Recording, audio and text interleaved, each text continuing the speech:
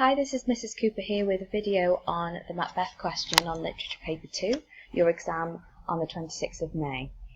Okay, so this video is just going to go through the format of the exam, a practice question and a practice answer.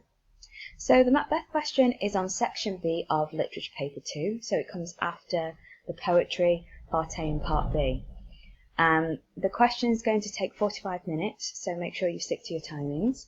And the question looks very, very similar in format to Great Expectations. So you'll either get an extract question, just like the one here, or you'll get a statement and a question asking how far you agree with that statement.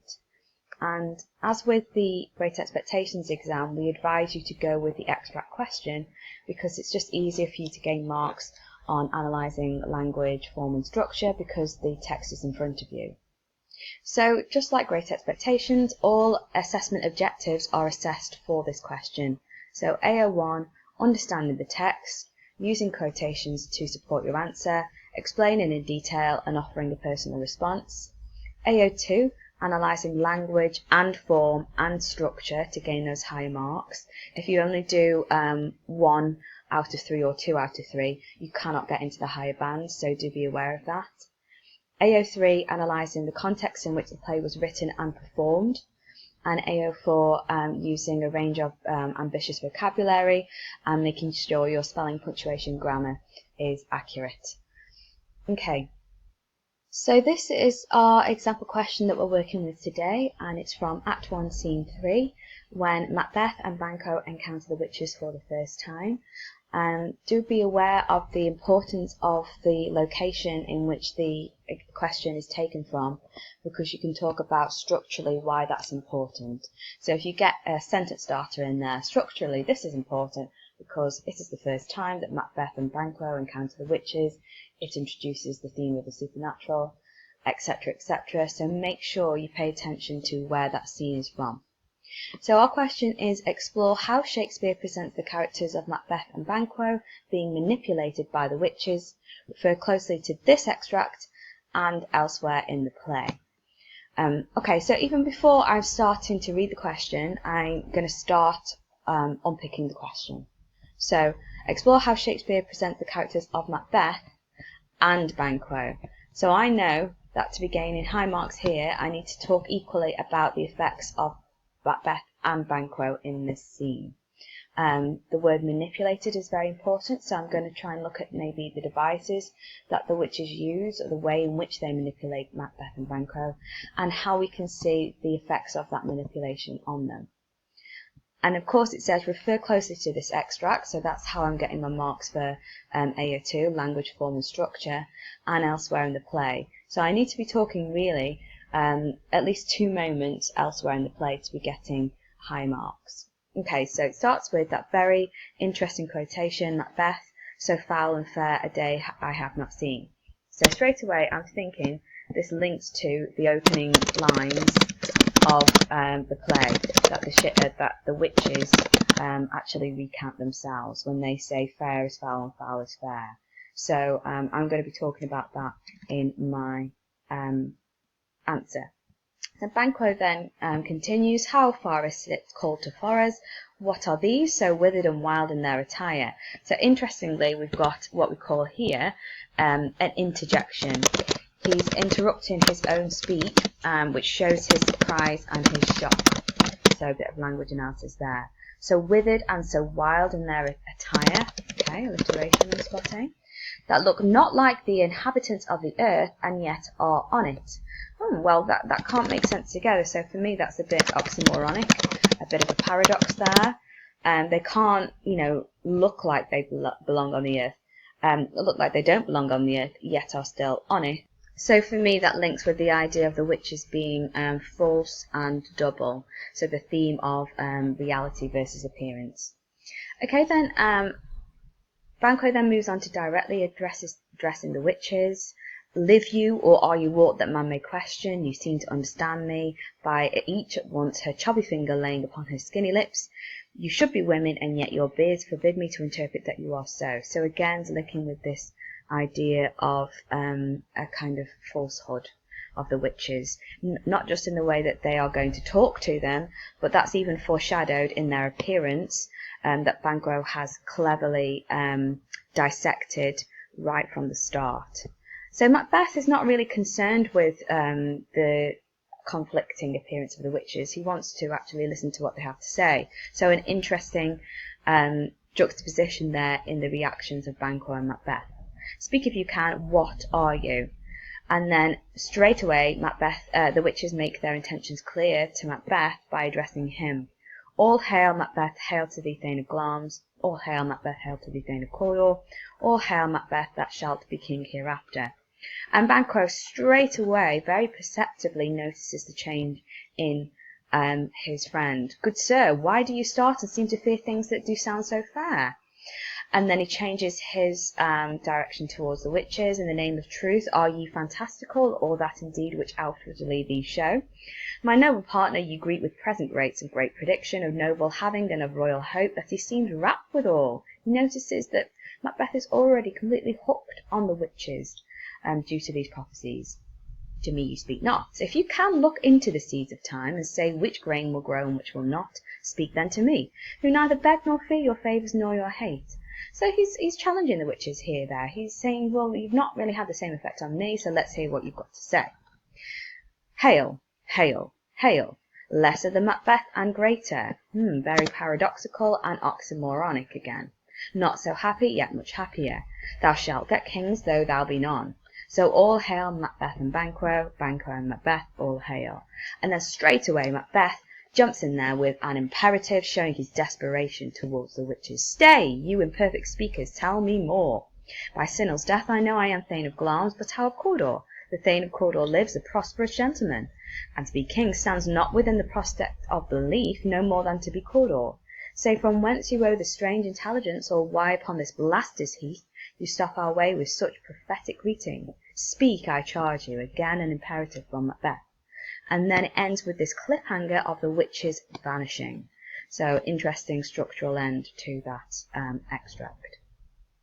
Okay, so here is my example answer to this question. So as mentioned previously, I'm starting by acknowledging why this scene is important, why it's been chosen for an exam. In this structurally significant extract from the tragic play, I'm addressing form there. Shakespeare combines the natural world with the supernatural world for the first time, exposing the effects of these circumstances on Macbeth and Banquo. Their reactions towards the witches are cleverly juxtaposed throughout, thus setting the characters in direct opposition from this scene onwards, and foreshadowing the tragic downfall of Macbeth due to the supernatural grasp over the noble, inverted commas there, suggesting that I don't truly believe that, warrior. Okay, so my intentions with that opening is to immediately address the question, and I would advise you to do that. Although I do address form in my opening by talking about tragedy, I am just immediately showing that understanding first of all. So I'm going on then to discuss language analysis by talking about symbolism and referring to the setting of the scene as being symbolic due to the use of prophetic fallacy, which mimics the witches and their wildness. Okay. Also, a very interesting point from a member of my class who mentioned that the openness of the heath and in which the Macbeth, Banquo and the witches meet symbolises the openness of Macbeth and his ability to fall prey to the weird sister's prophecies. So I thought that was a very interesting symbolic link there. Okay, so now I'm going into comparing the reaction and the manipulation. So I've put, although Banquo is the first to spot the weird sisters, Macbeth's first words, so foul and fair a day I've not seen, show a closer association with them by recalling the witch's equivocation from Act 1, Scene 1. So equivocation means when you're talking in a double meaning, again, like a paradox or an oxymoron, you're not quite telling the truth, it's a half-truth. And that is what foul and fair is. You can't be foul and fair at the same time. And my point here is that this use of parallelism, so parallel is when ideas link together in the same way, and Macbeth and the witches link here, their opening lines are the same. So the use of parallelism and dramatic irony, remember dramatic irony is when the audience is more aware of something in the play than the characters themselves. And we are here. We have already heard the opening lines before Macbeth has heard them, because he hasn't been in that scene. So I'm saying that this suggests that Macbeth is already connected with the witches in ways that the audience and perhaps himself are unaware of. So I don't mention it here, but I could have talked about how that builds tension, and tension is a structural term, so I could have got some more marks here. Furthermore, the oxymoronic phrase uttered by the Thane suggests that Macbeth himself possesses a double nature, one of both fairness and foulness, thus contradicting earlier perceptions of Macbeth as noble and brave. Now the audience are exposed to his true nature and able to make their own interpretations. So here I'm trying to address where the question's asking me to talk about the manipulation of them here and elsewhere. I'm talking about Macbeth here and how this contrasts with his earlier portrayal as that brave warrior. When Banquo responds to the witches, his immediate response is one of repulsion, when he interjects, "What are these, so withered and so wild in their attire?" Shakespeare's use of interrogatives. An interrogative is a sentence which asks a question, so I'm getting marks for AO2 language terminology. Shows Banquo's discerning and cautious nature. Although surprised, his composure allows him to dissect their ambiguous and confused appearance. They look not like the inhabitants of the earth, and yet are on it. They should be women, and yet they are bearded. Banquo's detection of their facade, so that falseness, introduces the theme of appearances versus reality, and provides clues to the audience that the witches will not only deceive with their looks, but also their language too.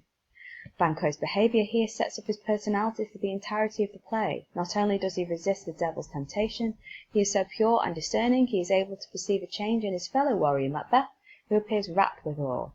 So if I did want to get more marks, I could talk about Shakespeare's use of Banquo in the play as a sort of moral backbone, how he's used here to navigate the morality of the witches, and he's able to spot that they're immoral, they're false, whereas Macbeth's inability to do so, or perhaps moreover his desire to overlook their immorality, reveals the darkness in Macbeth. In direct contrast to Banquo, Macbeth's short imperative sentence, so that's an imperative, is an order. So interrogative is a question, imperative is an order. Speak if you can, what are you? Shows his eagerness and desire to know more. Unlike Banquo, who dominates the conversation with lengthy questions, Macbeth's sentences are short and direct. He prefers to listen and let the witches talk, thus demonstrating his intrigue and fascination with the supernatural world. Okay, so just going a little bit down because of the timing, I do mention later in my answer some more on form. So I talk about how the witches manipulate Macbeth through their use of flattery when they hail him. They hail, "Hail Macbeth, Thane of Glamis," and this appears to his hamartia. Now, hamartia is linked with the form of the Greek tragedy, which is what Shakespeare based his tragic plays on. The Greek tragic form was originally invented by a man called Aristotle. And this word hamartia is a Greek word for a fatal flaw. And as you know, Macbeth's fatal flaw in this play is that he's too ambitious. He wants to go above his station, which in the Shakespearean times, in the Jacobean period, this was not right. The king was chosen by God, and you could not overstep that mark.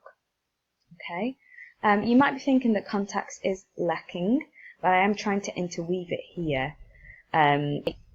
Further on in my answer, I do make reference to the Jacobean times, the importance of the supernatural, and the effect on the Jacobean audience, and how this play was essentially written with the leader of the country, King James I, in mind. And the whole play Shakespeare wrote with him in mind, as basically a warning to the audience what would happen if somebody decides to take away the throne from the natural ruler, as it was believed at that time that the king was chosen by God. If you don't understand some of these details, do go online. There's lots of stuff on BBC Bitesize about context, and if you do want a copy of this example answer, please just come and find me, Mrs. Cooper in G26. Alright, bye!